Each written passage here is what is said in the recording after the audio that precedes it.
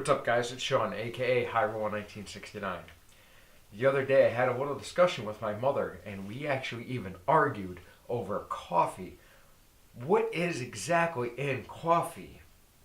Well, I was telling her that there are some dangers with coffee, especially if you have bad thyroid, or you're diabetic, or you have medical conditions. Coffee is a really good thing, and everybody loves coffee. Not I myself. I don't do the whole coffee scene myself. But, however, this opened up a lot of questions, and I had to look into it as to why. Why was there so many bad things in coffee? I pulled out my Fitness app, and I scrolled through it, scrolling, and I realized that there was a tremendous amount of sugars and sodium inside of just black coffee with no cream, no sugar. How could this be? It's very, very simple. I had to discover the reason why. There are 2.3 billion cups of coffee sold every single day. However, the problem is that with climate change and with being such a demand, there is not enough coffee bean to reach that demand. That's right, it just doesn't exist. There is not enough coffee in the world for 2.3 billion cups of coffee. So, however, things such as fillers are added into said such product. Fillers that contain things such as wheat, soybean, corn, GMOs, dirt, there is brush, there is debris, there is brown sugar, there is barley, and there is actually even animal feces. That is all added as a filler into your grinds. However, now, this sounds kind of gross, but unless you're the type of person that takes your own bean and grinds it all up, then you have a lot to worry about. If you just take the bean, you grind it up on yourself, and you consume it through that as black coffee or whatever you want to use it as, then by all means, you're safe, you're good.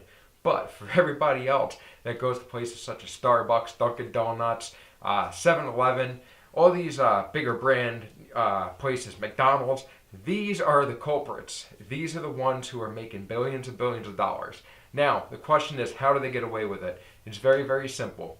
The FDA that we trust and love ever so much here in the United States, we have discovered just recently that the FDA is nothing more but just a bunch of gangsters. That's it. It's all about who can make more money and who could pay the FDA into the market.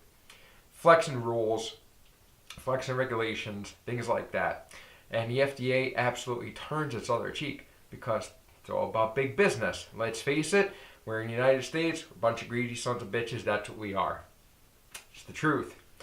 But now, the big problem is that coffee itself is actually in danger. By the year 2050, coffee will be only 50% of a product that even exists. Meaning, only 50% of coffee where it grows right now will no longer be existing for two reasons. Number one is that soil and that dirt in that area has been used up so much and so mutated that it just will not grow by 2050. But that's okay. Let's not worry about that because we could still probably get our coffee. You know, we have our hope and our scientists that are going to keep it all up for us. And they're just going to keep on adding more and more sugar and more animal shit to keep on making our coffee. And that's all that matters to us, right? Right. And as long as Starbucks and Dunkin' Donuts and shit like that still equals as a fad, then we're all good. We're all good if the rest of society is doing it. That's all that matters. But, however, by 2080, well, I may not be alive. I may not. It depends if I go bionic. I would like to go bionic. But, however, by the year 2080, coffee will no longer exist. There is no ifs, ands, or buts about it. Coffee is very, very sensitive. Coffee is like a bipolar crazy ex-girlfriend. Coffee must grow in a certain area, certain elevation, with certain temperatures, and even a certain percentage of humidity. Without reaching all of these demands, the coffee seed, which is actually a bean after it's popped out of place, will no longer exist. Coffee will be dead. It will be extinct. So, what will be taking the place of that? I don't know. I really don't care. I don't drink coffee myself. But, however, these byproducts are all actually added to the grounds just to make up the difference as a filler because coffee is actually on its way out, as sad as it is for a lot of you guys. These fillers are what whatever they could just take and they could just throw it in. Like I said, dirt, rocks, debris, just brown sugar, corn, and soybean, and wheat, and barley, everything that they can. Well, British scientists actually showed this as a concern and was kind of upset about this, of course. So British scientists did their own investigation. They took a single bag of coffee from each different manufacturer, and they discovered that there was so much byproduct in it that technically it's not even classified as coffee, meaning that less than 30% of that bag is actual coffee. Now, this also stems for green tea as well as a lot of other teas that are out there. But that's okay because those are teas, they're not coffee, so, whatever. Okay, now, the coffee is it contains an actual addictive drug that's in it that makes you keep on coming back. Now, a lot of people sit there and they'll judge potheads and heroin addicts and crackheads and coke fiends and everybody else. And they sit there and they put them down that, oh, you're bad, you have an addictive personality, blah, blah, blah, blah, blah. But yet, who the fuck is drinking coffee every single day? Who's the one that says, I can't function without my coffee every day? That's right, you're a fucking addict. And you're a hypocrite too. So think about it this way. Caffeine itself is an addictive drug, okay? It is in coffee. And even the decaf drinkers, there is a small amount of caffeine that is actually in it as well. However, that's even worse because to get the caffeine out of the coffee, it is a lot of scientific shit that happens. And in the process of all that scientific stuff, we got all sorts of chemicals, including one of our favorite, arsenic. It's one of my favorite killers. I love arsenic, right? So with that being said, the scientists had discovered that there's just not enough inside of a bag of grinds to consider it as coffee. My suggestion to you guys is if you guys are a real true coffee drinker, the best way to consume it is to buy your own beans. Pick your own flavor, grind it all up at home, spend the extra money, and that way you get yourself a good cup of joe in the morning. America, let me talk to you guys about America and the the FDA here. America is the #1 consumer of coffee, which I didn't know. However, we're not the most populated country in the world, obviously, but we still are the #1 ranking coffee drinkers out there. Now, the problem is that the United States is ranking #1 in a few other things.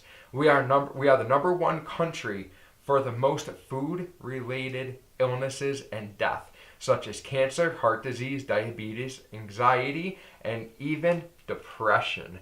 That's right. These are all food-related issues, including your depression. Who the hell would ever think it? But it's obviously true.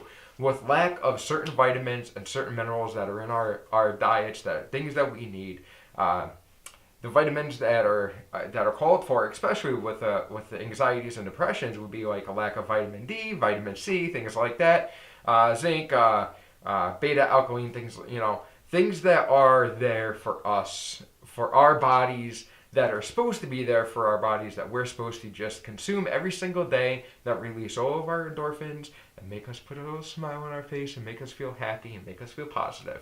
But however, all this other stuff, like I said, with the decaf coffee even, it does contain a very small level of arsenic. But of course, over time, your body is digesting arsenic. What do you think that's going to happen to you? Okay, if you're eating things such as animal shit, or drinking things such as animal shit, then yes, you are going to get sick. You are going to lack antibodies. Your body will start shutting down and you will have diseases, heart diseases, cancer, and just all sorts of, nasty ass crap. But unfortunately, these are things that happen, over time, over a long period of time, most cases. But however, though, there is really no need to worry because after all, we do have the lovely FDA who has our back, right? No, absolutely wrong. Yet again, the FDA doesn't give a shit. The FDA doesn't regulate everything that you think that you are supposedly ingesting. For example, honey. 90% of honey that is on the shelf that says that it is honey actually is not really honey, but yet you're paying $6-7 for it. Now, here's a very funny, interesting thing. What goes into honey before it is actually even classified as honey, as pollen. Pollen has to be in honey. However, if you take any honey brand off the shelf, including the natural honey brand that you buy in the store, you take that and you set it in front of you and you dissect it, and then you realize that there is nothing more in it other than cornstarch and a few little bit of flavorings, and actually even essential oils.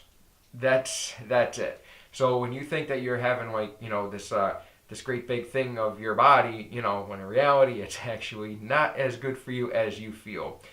I hate to ruin this one for you too. Steak. My God, I'm so sorry to do this, but I love steak myself, and my family loves steak. Everybody loves steak, right? Especially on a barbecue. However, though, the problem is with steak is that if you buy yourself a cheap piece of steak, you're actually buying a piece of steak that is actually stemming from more than a dozen cows all in one cut. And how this works is they take all the byproducts from the good cuts of meat, they throw all together, and then they actually glue it together. That's right, scientists actually have a binder for meat where everything is just absolutely glued together. It's compact into the special shape that you want it to look like, and then it's sent out to the butcher or sent out to the store in our package. So, guys, unfortunately, there isn't much that we could do about it other than the fact of every single time that you shop or we shop, we go to the store, shop in smaller stores. Stay away from the big brand stores. Start buying locally grown vegetables and fruits. Let's talk about fruits for a second. Even blueberries. How the hell can you buy 3 pounds of blueberries, frozen blueberries, for $1.99? Ain't gonna happen. Yet again, that is nothing more than cardboard and flour and sugar thrown together with some food coloring, and they call it a blueberry, and they get away with it because the FDA allows it. So, food regulations, wow. I was amazed. I'm going to do a few more videos just like this, just to kind of keep you guys on your toes about food regulations. Don't worry, don't panic. Like I said, every time that you go to the store, it is a vote. Every single time that you spend $1 at a store, it is a vote. Remember that. If you guys want change, start buying from your local farmers. Start buying honey, not from the store, buy from somebody else. Start buying your coffee beans. The more demand that there is for it, the price will drop down a little bit as well. Don't, just back up. And you know what, guys? It's cool. This is just a little bit of information that I just wanted to share. I just wanted to get it out there because I was absolutely confused myself. Why would black coffee itself contain sugar and sodium? It's just black coffee. Why does it contain fat? Why does coffee contain fat? I had to look into it. So anyways, guys, this is High Roll 1969. I'm out. I love you. Thank you for all the subscriptions. Thank you for all the love. So please be sure to like, share, subscribe, and comment. And Facebook, Twitter, Instagram, and Snapchat, all that. I'm out. Peace. What do I gotta say? Subscribe to this channel. Please prescribe to this channel or subscribe. Subscribe, whatever. All right, or I'm gonna come to your house. There you go.